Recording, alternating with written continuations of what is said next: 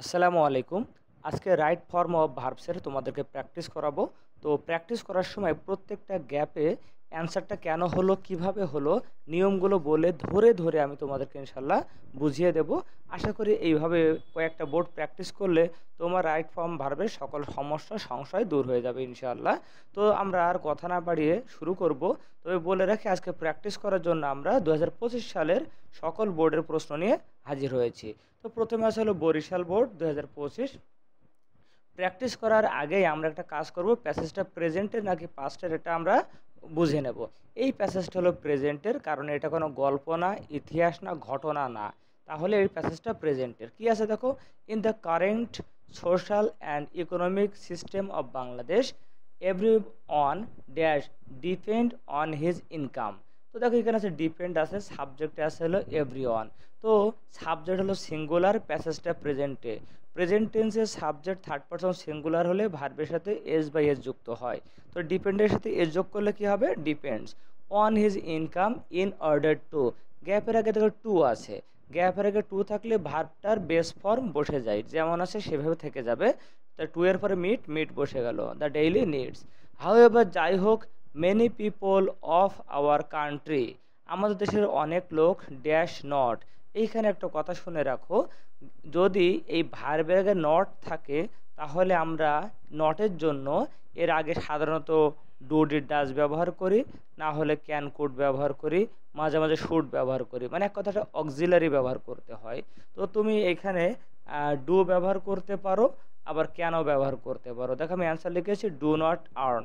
Not থাকলে এই যে ডু নট আর্ন, তুমি যদি ক্যান দাও তাও কিন্তু হবে ক্যান নট আর্ন। ঠিক আছে, মানে আমাদের দেশে অনেক লোক উপার্জন করতে পারে না, এনাফ যথেষ্ট ইনকাম করতে পারে না, টু লিভ কমফোর্টেবলি, আরামে বসবাস করার জন্য যথেষ্ট ইনকাম করতে পারে না।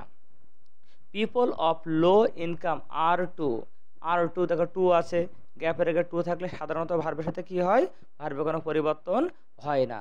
তাহলে যা আছে তাই বসে গেল।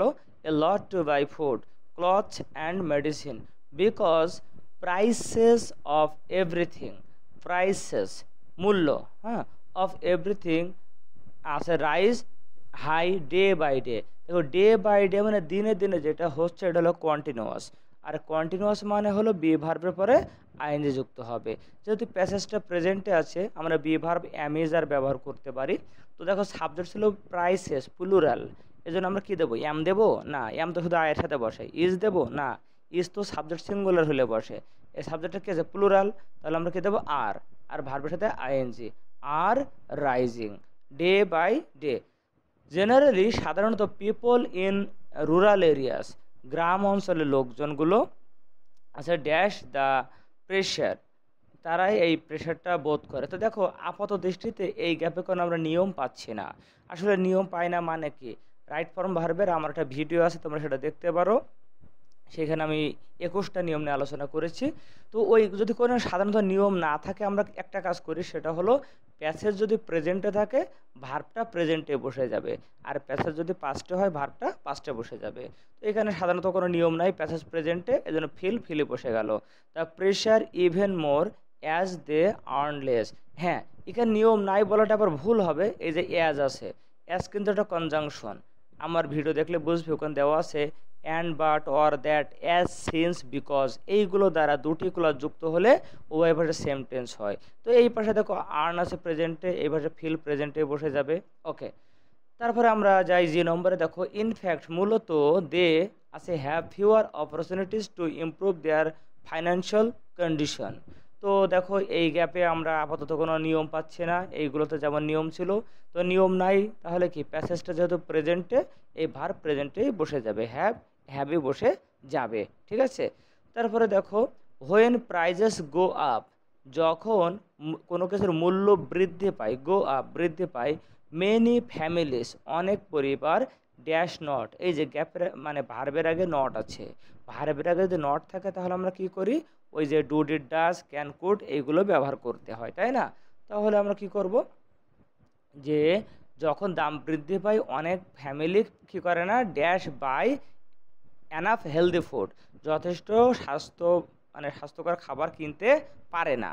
তাহলে পারে না আমরা ক্যান দেব, পরে not buy, can not buy, কেন দিলাম বুঝেছো তো? নট থাকলে অবশ্যই একটা ক্যান না হলে ডু এই জাতীয় অক্সিলারি দিতে হয়। তো আমরা দিলাম can not buy enough healthy food and this causes malnourishment of the children. Sometimes they cannot help. হ্যাঁ, ক্যান নট হেল্পের পরে ভার্বের সাথে আইএনজি যুক্ত হয়। ক্যান নট হেল্পের পরে ভার্বের সাথে আইএনজি যুক্ত হয়। তাহলে ক্যান নট হেল্প পরে বড়ো, এর সাথে আইএনজি যুক্ত হবে বড়োয়িং মানি। হুইজ ড্যাশ আচ্ছা ভার্ব আছে লেড টু ডেট। এই ডেট মানে হলো তোমার ঋণ, যার কারণে তারা ঋণে জড়িয়ে পড়ে। এখন দেখো এখানে সাবজেক্ট আছে হলো হুইজ, হুইজ, হ্যাঁ, আর ভার্ব আসলে লেড। তো হুইজটা হলো কেন সিঙ্গুলার, ঠিক আছে, হুইজটা হলো সিঙ্গুলার, মানে এই যে তারা টাকা ধার না করে পারে না, এইটাকে বলা হচ্ছিল হুইজ, মানে এই ঘটনাটাই। এই সাবজেক্ট হলো সিঙ্গুলার, প্যাসেজ ছিল প্রেজেন্টে। তো সাবজেক্ট থার্ড পারসন সিঙ্গুলার হলে প্রেজেন্ট টেন্সে ভার্বের সাথে কি হয়, এস বাই এস যুক্ত হয়। Leads to debt. High prices also, subject দেখো হাই প্রাইসেস প্লুরাল, অলসো আছে এফেক্ট দেয়ার চিলড্রেন্স এডুকেশন। আর এই উচ্চ মূল্য সব কিছু দাম বৃদ্ধি এটা তাদের সন্তানের লেখাপড়ার উপরেও প্রভাব বিস্তার করে। তো দেখো এইখানেও কোনো নিয়ম নাই, সাবজেক্ট প্লুরাল হলে তো ভার্বের সাথে এসবে যুক্ত হবে না, তাহলে আর কোনো নিয়ম নাই, ভার্ব যা আছে সেটাই বসে যাবে। দেয়ার চিলড্রেন্স কন্ডিশন। মেনি স্টুডেন্ট, দেখো মেনি স্টুডেন্টস কিন্তু প্লুরাল, কিন্তু মেনি স্টুডেন্ট এটা কিন্তু সিঙ্গুলার। মেনি স্টুডেন্ট এটা হলো সিঙ্গুলার, ঠিক আছে। তো সাবজেক্ট থার্ড পারসন সিঙ্গুলার, পরে ভার্বের সাথে কি হবে, এস যুক্ত হবে। Many a student drops out of school as their parents cannot afford to, গ্যাপের আগে টু আসে, তাহলে টু এর পরে ভার্বে কি হবে, বেস ফর্ম। আগেও বলেছি যে টু ছিল, গ্যাপের আগে টু থাকলে ভার্বের সাথে কি হয়, আইএনজি, সরি, কোনো পরিবর্তন হয় না। Their educational expenses, but for the true development of our country proper education must be, verb হলো এনশিওর। দেখো গ্যাপের আগে বি ভার্ব আছে, এটা হলো বি ভার্ব। একটা কথা মনে রাখতে হবে, বি ভার্বের পরে ভার্বের হয় আইএনজি হয়, না হলে ভার্বের পাস্ট পার্টিসিপল ফর্ম হয়, ঠিক আছে, এই দুইটা হয়। যদি বাক্যটা অ্যাক্টিভে হয় তাহলে বি ভার্বের পর আইএনজি, আর প্যাসিভে হলে বি ভার্বের পরে ভি থ্রি। একটু বলে নেই অ্যাক্টিভ প্যাসিভ চিনবো কীভাবে। সাবজেক্ট যেটা আছে ওটা নিজে যদি ভার্বের কাজটা করতে পারে তাহলে অ্যাক্টিভ, আর যদি নিজে করতে না পারে সেটা হলো প্যাসিভ। আমি এটা দিয়ে বোঝাই দিই, দেখো যে ডেভেলপমেন্ট অফ আওয়ার কান্ট্রি, হ্যাঁ, প্রপার এডুকেশন মানে যথাযথ শিক্ষা, আর এনশিওর মানে নিশ্চিত করা। তা শিক্ষা নিজেকে নিশ্চিত করবে না, নিশ্চয়ই সামবডি এটা নিশ্চিত করবে। তো সাবজেক্ট যখন নিজে কাজটা করতে পারে না এটা হলো প্যাসিভ, আর প্যাসিভ হইলে বি ভার্বের কি হয়, ভি থ্রি, এই যে এনশিওরের ভি থ্রি এনশিওর্ড। আমরা এখন চট্টগ্রাম বোর্ড 2025 প্র্যাকটিস করব। দেখো এটা আছে এ মাদার নিয়ে। তো এ মাদার, মা সম্পর্কে যে প্যাসেজ, এটা অবশ্যই প্রেজেন্টের প্যাসেজ। এটা কারণ এটা কোনো গল্প না, ঘটনা না, ইতিহাস না, ওকে। তো a mother is a supreme gift, মা হলো একটা মহামূল্যবান গিফট। আচ্ছা দেখো বেস্টো আপন আস বাই আল্লাহ, ঠিক আছে। তো মাদার হলো একটা সুপ্রিম গিফট, এই যে বেস্টো এটা হলো ভার্বের ভি থ্রি হবে। তো কেন হবে দেখো, একটা নিয়ম আছে, সাবজেক্ট এবং অবজেক্টের ভিতরে যে গ্যাপ থাকে সেটা অ্যাক্টিভ মোডে থাকলে আইএনজি হয়, আর প্যাসিভ মোডে হলে ভি থ্রি হয়। এটা কিন্তু প্যাসিভ মোডে আছে। বেস্টো মানে দান করা, আপন আস আমাদের উপর দান করা হয়েছে বাই আল্লাহ, ঠিক আছে, প্যাসিভ মোডে, এই জন্য ভার্বের ভি থ্রি, এখানে কিন্তু বি ভার্ব দেওয়া লাগবে না। বিস্তারিত জানার জন্য আমার রাইট ফ্রম ভার্বের ভিডিওটা দেখতে পারো। পরে দেখো she, subject third person singular, passage প্রেজেন্টে, তাহলে ভার্বের সাথে কি হবে, এস বাই এস, ই দেওয়া আছে, শুধু এস যোগ করলে হবে। এক্সারসাইজেস অ্যান্ড আনডিনাইয়েবল ইনফ্লুয়েন্স ইন, গ্যাপের আগে আছে ইন হলো একটা প্রেপোজিশন, জেনে রাখতে হবে গ্যাপের আগে প্রেপোজিশন থাকলে, মানে টু ব্যতীত অন্য প্রেপোজিশন থাকলে পরে ভার্বের সাথে কি হয়, আইএনজি যুক্ত হয়। তাহলে এখানে মোল্ড আছে, মোল্ড মানে গঠন করা, এর সাথে হবে ING. In moulding the character of a child and also in, আবার দেখো ডি নাম্বার গ্যাপের আগে আছে ইন, তাহলে কি হবে, শেপিং, ইন হলো preposition, there future destiny. A mother, subject হলো এ মাদার, রিগার্ড মানে বিবেচনা করা, অ্যাজ দ্য বেস্ট টিচার।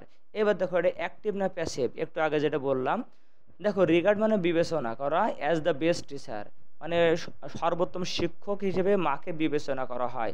এখন সাবজেক্টে আছে এ মাদার, মানে মা নিজেই কি নিজেকে বেস্ট টিচার হিসেবে বিবেচনা করে, নাকি আমরা বা আমাদের সমাজ ব্যবস্থা এটাই হলো মাকে বেস্ট টিচার হিসেবে বিবেচনা করে? নিশ্চয়ই তারা, মা তো নিজেই করে না। তো সাবজেক্ট যখন নিজে ভার্বের কাজটা করে না তখন সেটা হলো প্যাসিভ। আর প্যাসিভ হলে নিয়ম একটাই, একটা বি ভার্ব দিতে হবে পরে ভার্বের ভি থ্রি। যেহেতু প্যাসেজটা প্রেজেন্টে ছিল আমরা বি ভার্ব দেবো ইজ, এ মাদার, এরপর কী বসবে, ইজ বসবে। এ কারণ মা সিঙ্গুলার, ইজ রিগার্ডের ভিতরে regarded, is regarded as the best teacher, guide and protector. An educated mother, একজন শিক্ষিত মা, ভার্ব হলো manage the family.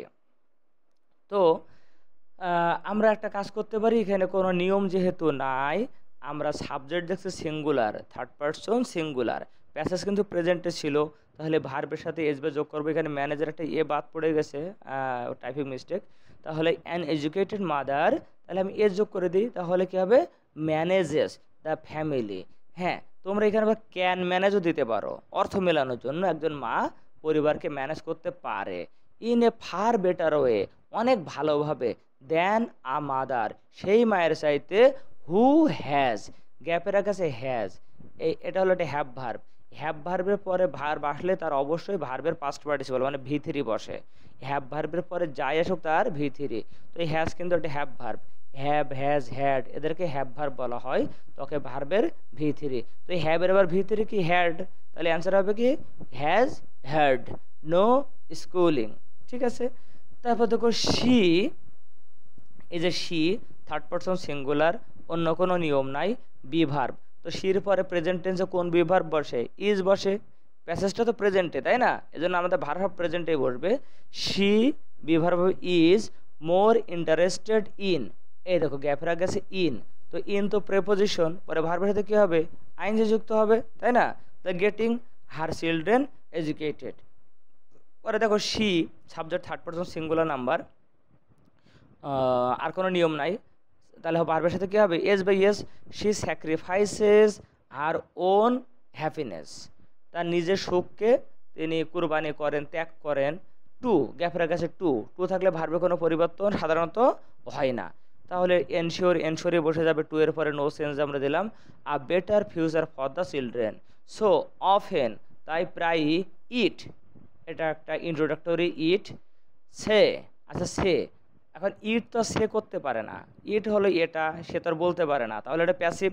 R passive হইলে নিয়ম কি, বি ভার্বের পরে ভি থ্রি, ইটের পর বি ভার্ব কোনটা বসে, ইজ, তাহলে কি হবে, it is said that the hands, subject হলো দ্য হ্যান্ড, সেই হাত, দ্যাট, দেখো এই দ্যাট কিন্তু প্লুরাল, দ্যাট বসেছে কার পরিবর্তে, দ্য হ্যান্ডসের পরিবর্তে। হ্যাঁ, দ্য হ্যান্ড সেই হাত, যেটা, দ্যাট যেটা রক, কিন্তু রক্স হবে না কিন্তু, কারণ এই দ্যাট হলো plural, subject third person singular হলে ভার্বের সাথে এসবে যোগ হয়, এখানে অন্য কোনো নিয়ম নাই, সাবজেক্টও প্লুরাল, এই জন্য রক, রকে বসে যাবে।